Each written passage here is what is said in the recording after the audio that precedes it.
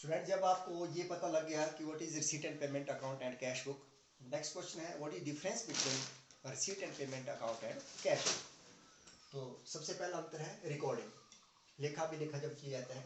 तो आपको पता है रिसीट एंड पेमेंट अकाउंट जो है वो तिथि अनुसार या क्रमानुसार ही लिखा जाता है, अर्थात इसको समराइज वे पर क्रोनोलॉजिकल ऑर्डर में लिखा जाता है, जबकि कैश बुक को डेट वाइज और क्रमानुसार लिखा जाता है।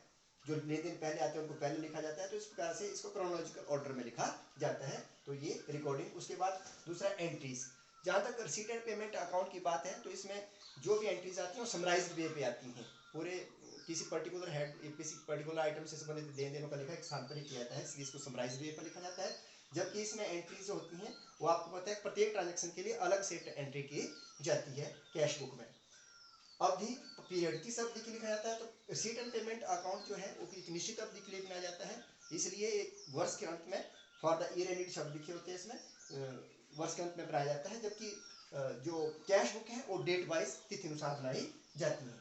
आधार बेसिस, जो रिसीट एंड पेमेंट अकाउंट है वो कैश बुक के आधार पर बनाई जाती है। कैश बुक बनी होगी तो उसके बाद रिसीट एंड पेमेंट अकाउंट उसका समरी के रूप में बनाया जाता है, जबकि कैश बुक जो है वो ट्रांजेक्शन बेस पर बनाया जाता है, जो लेन देन होगा उनके आधार पर जो है कैश बुक बनाई जाती है।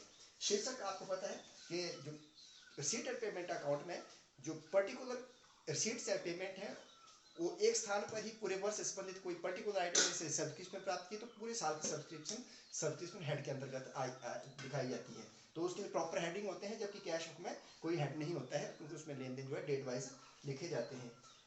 कोई पर्टिकुलर एक इनकम रिसीट्स या पेमेंट्स हैं, उनको अगर 10 बार रिसीट प्राप्ति हुई है तो 10 बार ही उसको लिखा जाता है।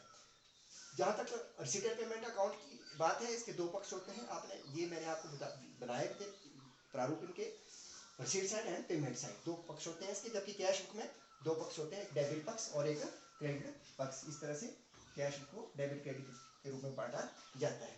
जहाँ तक लेजर फोलियो जो पृष्ठ संख्या होती है, खाता की पृष्ठ संख्या, तो सीट एंड पेमेंट अकाउंट में कोई लेजर फोलियो नहीं होता है, क्योंकि उसमें समराइज वे पर लिखा जाता है। जबकि कैश बुक में लेजर फोलियो होता है, क्योंकि उससे बाद की लेजर पोस्टिंग करनी होती है। कौन सी संस्थाएं रिसीट एंड पेमेंट अकाउंट आती है, तो ऑर्गेनाइजेशन का डिफरेंस ये रहता है कि आपको पता है कि receipt and payment account is prepared by the not for profit organisation, whereas cash book सभी संस्थाओं के द्वारा, चाहे वो गैर लाभकारी संस्था है या लाभकारी संस्था है, सभी संस्था के द्वारा कैश बुक बनाई जाती है। जहाँ तक डबल एंट्री सिस्टम की बात है तो receipt and payment account summarize way पर बनाया जाता है, वहाँ पे डबल एंट्री सिस्टम को फॉलो नहीं किया जाता है।